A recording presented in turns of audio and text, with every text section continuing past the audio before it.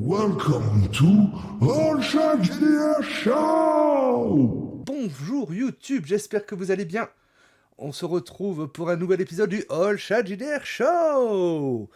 Nouvel épisode de Duo of the Train. Évidemment, pour Duo of the Train, je ne suis jamais seul. Il y a avec moi, comme à l'accoutumée, Mathem. Bonjour à toi. Et bonjour Chad et bonjour YouTube. Et Bienvenue dans ce nouvel également, épisode.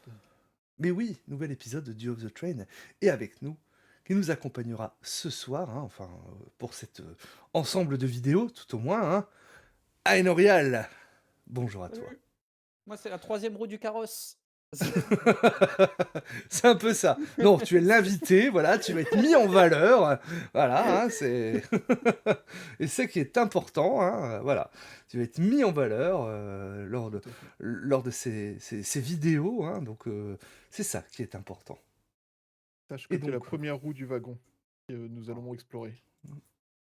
Incroyable. mais oui. Alors, le tirage au sort des 3 mots, roulement de tambour. Chauffage, plaque, plectre. Mais c'est quoi ce mot, plectre? C'est un médiator. Ah, punaise, bah heureusement qu'on a un musicos avec nous. Ouais. Mais tu vois, t'as bien fait de venir.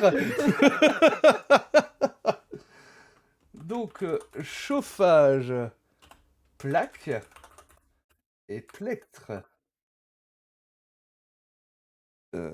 Plectre, voilà, comme ça. Hop, Exactement. Le plectre de la destinée. Incroyable. voilà, C'est- tac. Je ne connais pas, je ne connais pas ces films. Jack Black, légendaire. Ah, d'accord, oui, bah, je connais Jack Black, mais non, ce film en question ne me dit rien. En anglais, The Peak of Destiny, si t'as peut-être entendu parler. Mais J'ai jamais vu, non, jamais eu c'est l'occasion de un le voir. délire très Jack Blackesque, pour le coup. Très Ouais. musical aussi. D'accord. Je vois qu'il frime avec son vocabulaire. Ok. Ça commence, Voilà. Non mais c'est l'invité, allez pas le, allez pas le faire fuir. Il faut qu'il reste là jusqu'à la fin. On a besoin de lui dans l'épisode. Faut rester. Et d'ailleurs, Aenorial, qui vas-tu jouer ce soir avec nous? Eh bien, ce soir, je serai André Taulier, un homme a priori plutôt simple, ou du moins à première vue plutôt simple. Euh, un homme qui, malheureusement, bien jeune, puisqu'il a 29 ans, a appris que pour lui, la fin du voyage était inéluctable, puisque je suis atteint d'une maladie incurable. Et donc, pour profiter du peu de temps qu'il me reste à vivre, j'ai décidé de monter dans le train, de profiter de cette dernière expérience, de cette dernière aventure de découverte avant d'atteindre mon terminus. Et donc, j'en profiterai pour assouvir ma curiosité et essayer de faire preuve d'un peu de sympathie avec tout le monde, puisque c'est malheureusement tout ce qu'il me reste. D'accord. Et quel est ton environnement direct là? Est-ce que tu peux nous raconter ce qu'il y a autour de toi? Euh, ben, là, à l'heure actuelle, je suis assis dans ces petits compartiments de format à l'ancienne, mais qui sont pas du tout dans le décor traditionnel des vieux trains.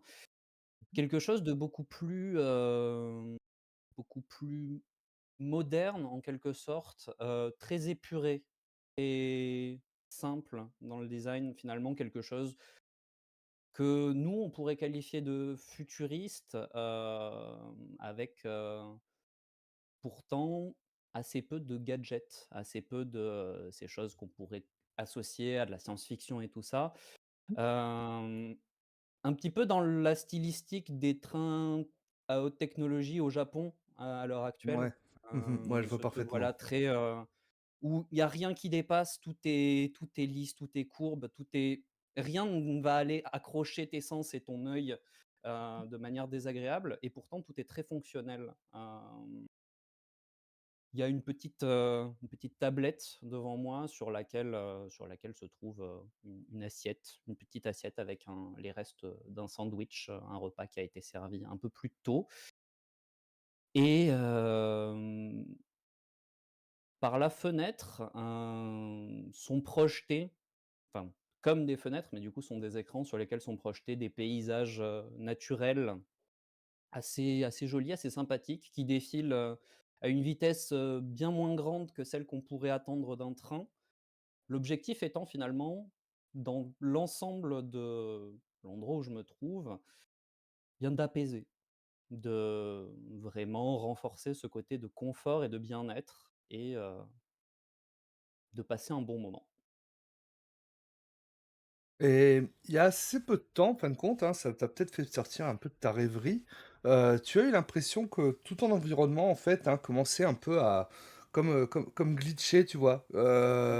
Se changer, en fait, hein, devenait quelque chose de très blanc et puis revenait un peu et ça t'a un peu surpris, en fait, quand tu as eu ça. Je sais pas quelle a été ta réaction, justement, quand c'est arrivé? Alors je pense que dans un premier temps, j'ai marqué un petit temps d'arrêt, puis, j'ai essayé de me replonger dans cette routine d'attente un petit peu et finalement, cette sensation désagréable à l'arrière de la tête, de la curiosité qui vient et qui m'aiguille et j'ai pas pu rester en place. J'ai fini par me lever, sortir de ce petit compartiment pour arriver dans le couloir qui sépare un peu, du coup, qui fait l'allée centrale dans ces voitures et passer la tête, jeter un œil à gauche, à droite, essayer de voir si d'autres personnes se déplacent, sont intriguées elles aussi, si quelqu'un d'autre a remarqué quelque chose ou si, je suis le seul et vu que je suis probablement pas mal vers l'arrière de la voiture, ça peut être, un moment où, si vous arrivez, je sais pas comment vous arrivez vous dans l'arrière, dans votre progression, mais ça peut être un moment où je vous vois pénétrer en fait, dans Alors cette voiture. je vais amener autre chose encore, hein, en fait, hein. Quand tu sors la tête, à ta droite, dans le couloir, tu vas voir 2 hommes s'éloigner. Le 1er, le plus en avant, en fait, hein, brun, pas forcément très costaud, en fait, hein. Tu vois qu'il est habillé d'un impair, en fait, hein, genre trench coat, noir. Voilà, tu vas le voir en train de s'éloigner et suivi en fin de compte, mais peut-être un peu difficilement par un autre homme avec un chapeau en fait, heu, habillé également en noir, mais par contre ce qui va te choquer, c'est sa jambe. Tu vas voir que le bas de son pantalon, de sa jambe droite est totalement déchiré en fait, hein, et sa jambe semble en fait, mécanique, voilà. OK. Et tu le vois en fait, un peu traîner la patte derrière. Avec un bruit un peu justement de mécanisme, un et tu vois qu'il a un peu de mal à avancer. Il se tient sur les OK. parois en fin de compte à avancer comme ça, et donc s'éloigner en fait, hein, pour, Mmh. avancer, aller vers l'avant du train. Mais eux n'ont pas l'air particulièrement, intrigués. Ils poursuivent leur avance, alors avec leurs difficultés pour celui qui en a avec une C'est difficulté, ça. mais ils ont pas l'air intrigués il s'est passé quelque chose de bizarre et d'étrange. Non. Non, dans leur mission. OK. Dans ce cas-là, je pense que je vais les suivre, avec, ce débat intérieur de: «Est-ce que je leur demande? Est-ce que je vais passer pour un fou? Est-ce que c'est moi qui finalement, suis en train de dérailler et de perdre contact avec ma propre réalité?» Et du coup, je pense que c'est à quelques pas derrière eux, je vais me cogner contre quelque chose, peu importe Mmh. quoi, qui dépasse un petit peu, peut-être une lampe, me cogner l'épaule, et faire du bruit et voilà. Ça, c'est pas très discret, je cherchais pas à l'être particulièrement, mais du coup, je le suis pas de manière maladroite. Mmh. Le Le deuxième homme, celui avec la lampe un peu bizarre, en fait, va marquer un temps d'arrêt et va se retourner vers toi pour te regarder. Son visage, en fait, hein, semble trop lisse, trop parfait pour un humain normal. Il porte des gants noirs, en fait, hein, avec dessiné sur chacun des gants un pentacle en rouge. Et t'observes en fait avec des yeux un peu vides de vie. C'est très intriguant, tu sais, t'as vraiment l'impression d'être dans la vallée de l'étrange, tu sais, hein, quand tu l'observes. Hem, hem, hem, et je commence à regarder un peu autour de moi, regrettant d'avoir attiré son attention. Excusez-moi, monsieur, hem, il s'est passé quelque chose d'inhabituel il y a quelques instants, vous avez rien remarqué de particulier? Le deuxième homme, hein, celui qui était à l'avant, qui avait continué à avancer en fait, hein, se retourne. C'est un voyageur, embarque-le, on aura besoin de lui. Et donc celui avec la jambe qui commence à s'approcher vers toi. Et s'il avance doucement, je recule à peu près au même rythme, pas très, très serein sur ce qui est en train de se passer. Bah, comme tu recules, il commence à accélérer le pas, mais bon, avec sa jambe, c'est un petit peu compliqué en fait, hein. Et derrière toi, tu vas sentir comme un souffle d'air en fait, hein, la porte du wagon qui s'ouvre et vont arriver justement, hein, Karl et Max à ce moment-là dans le wagon. Donc Karl peut-être en premier, hein, Je que vois j'ai la un grand homme narration. brun, ouais, assez baraque avec, un appareil photo posé sur le torse, qui semble avoir vécu des jours meilleurs. Il commence à à être un peu, couvert de saleté, de quelques rayures par-ci par-là. Il commence à avoir expérimenté quelques accrochages qui n'étaient pas prévus par le fabricant et la première chose qu'il fait, c'est: «Ah! Enfin un wagon normal! Ah! Ah merde! Max!» Ouais, non, non, pas normal. Et Max arrive derrière en fait, hein. Alors il est un peu plus, un peu moins costaud, habillé justement avec, une chemise un peu débraillée, une cravate, hein, un peu mal faite, voilà, cheveux, bruns un peu décoiffés, voilà. Assez classe finalement dans ce côté débraillé. Il est là, il fait, «Oui, qu'est-ce qui se passe?» Il refait un petit peu sa cravate et puis hop, il est nouveau impeccable. «Sbire!» Parce que et tu vois Karl qui fonce et OK, qui tente de donner un grand coup d'épaule dans le sbire. donc tu bouscules en fait, cet homme qui est entre toi et le sbire, pour ce faire. J'essaie de l'esquiver, mais j'avoue que j'ai Mais surtout le couloir noté est la assez présence du sbire. étroit, hein. Ouais, je pense que de toute façon, n'étant moi pas très, vaillant physiquement, je dois être, probablement assez élancé plus que réellement. Mmh. J'ai peut-être été plus taillé auparavant, mais là, la maladie progressant, j'ai ce côté, voilà, très bah, finalement comme un vieil homme, sauf que je ne suis pas vieux, mais ce Ouais, côté presque tout desséché Banal. de quelqu'un qui dépérit. Donc, je pense que ouais, si tu avances, vers, ce sbire, tu me balais plus ou moins comme un fétu de paille pendant que j'essaie tant bien que mal de me pousser, «Pardon, ce qui excusez-moi, j'essaie de vous protéger, c'est dangereux!» et me retrouvant, assis, ou presque, enfin un peu adossé comme ça contre le mur, y a pas de mal. OK. Bah, tu vas pouvoir me faire un petit jet de fight, hein, mon cher, Karl. Un petit jet de combat. Ouh. Quelle Hein. difficulté? Bah, on est toujours sur un voilà, on est sur le blafard, hein, donc ça va être, un triple, hein, que je vais te demander. Que C'est-à-dire, les dés c'est sont avec moi pas aujourd'hui. C'est pas un petit Ouh! sbire, hein. Je suis à un chiffre de la suite, royale. OK. Donc c'est pas top, hein, on va pas se mentir. Est-ce que tu as une C'est pas relance gratuite pour ça? pas top du tout. Non, J'ai pas pas ta franchement, fiche je sous pense les yeux. qu'auteur, ça ne pense pas que auteur, ça compte Non, non, non, non, ça dedans. ne pourra pas, donc Bah, écoute, c'est pas grave, on va commencer avec un petit push histoire de voir, comment va être le feed, au niveau ah lancé, bah, ça va être drôle.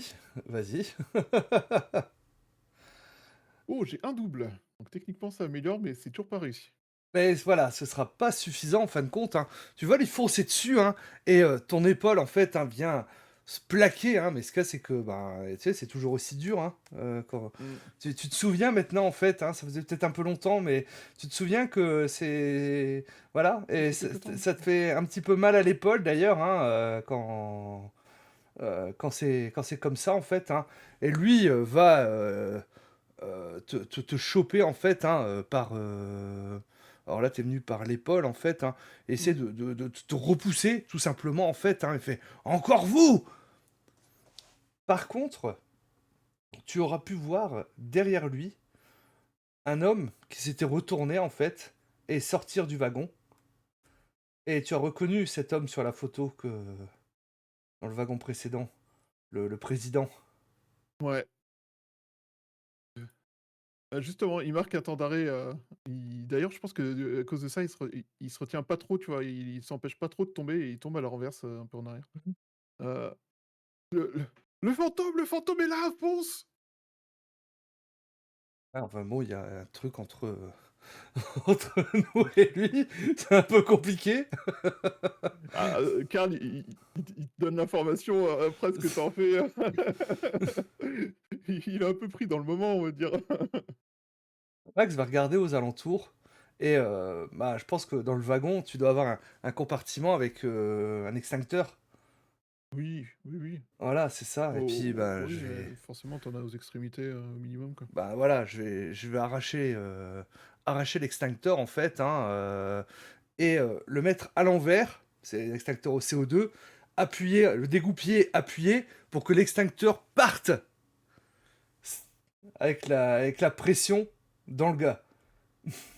J'aime beaucoup le OK, mot, j'aime beaucoup le mot je note C'est la longuement, technique de combat de Karl, improvisation. J'ai quand même réussi à attaquer avec des ramen une fois, hein.